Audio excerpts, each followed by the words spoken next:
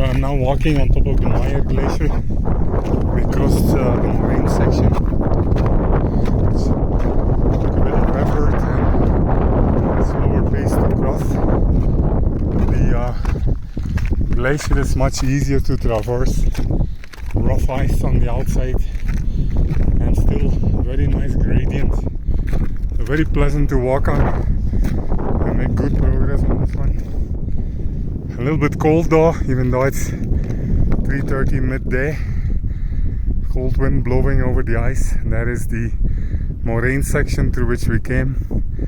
Took us a good amount of time to cross that 5-kilometer section.